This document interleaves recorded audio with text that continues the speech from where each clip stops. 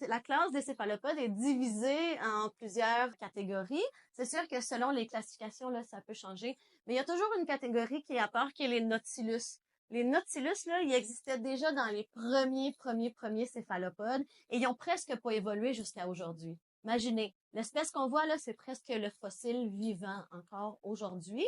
Et il y a le grand groupe qu'on dit des coléoïdes. Ça, c'est ceux qu'on connaît, comme par exemple les pieuvres, les calmars, etc. Ça, c'est divisé en deux grands groupes. Les décapodiformes, ça veut dire la forme de 10 pieds. Ensuite, les octopodiformes, la forme de 8 pieds. Dans les 10 pieds, on a les calmars. La famille des calmars, c'est très vaste et très passionnant. Entre autres, ben, on sait qu'on a des immenses calmars, comme par exemple le calmar colossal. On a aussi des calmars qui sont tous décorés de plein de petits bijoux. On a des calmars qui font de la lumière de plusieurs façons différentes. On a des calmars porcelets, on a des calmars araignées dans les abysses. Donc, beaucoup d'espèces fascinantes. Ensuite, on a la famille Sepia. Nous, on les connaît pas trop parce qu'on n'a pas vraiment ça ici en Amérique, mais ailleurs dans le monde, il y en a plusieurs. Mais ce qu'on a, nous, au Québec, et il y en a pas beaucoup en Amérique non plus, ce sont les sépioles. Les sépioles, des toutes petites, ça ressemble à des pieuvres, mais ça a deux petites nageoires, ça fait de la bioluminescence, ça se cache dans le fond, sous le sable. Si on passe dans les espèces à 8 bras, ben on a 3 grands regroupements. Tout d'abord, on a les cirrata. Les cirrata, ce sont, ben, la traduction, ce serait des ciliés. Donc, après chaque ventouse, il y a des petits cils.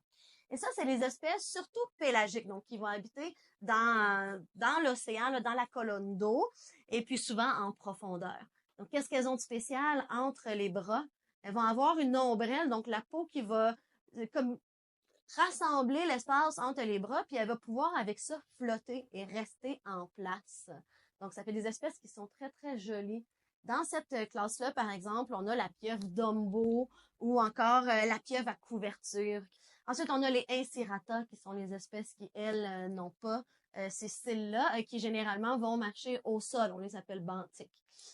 Donc, dans ces espèces-là, on peut penser, par exemple, à la pieuvre mimétique qui peut imiter une quinzaine d'autres espèces, la pieuvre à anneaux bleus qui est super venimeuse, la pieuvre noix de coco, etc. Ou encore la pieuvre maya qui est la pieuvre à laquelle je m'intéresse particulièrement. Il y a une troisième famille qui s'appelle les vampiromorphes. Les vampiromorphes, c'est des pieuvres des profondeurs. Et puis, entre autres, il y a une espèce dans cette famille-là qui s'appelle Vampiroteuthis infernalis. Donc, si vous voulez en savoir plus sur ces différentes espèces-là, suivez-nous, mettez un petit pouce ou bien suivez la page. Et puis, dans les prochains jours, on va pouvoir parler là, de ces différentes espèces-là. J'espère que vous avez apprécié. Je vous souhaite une bonne journée, puis à la prochaine!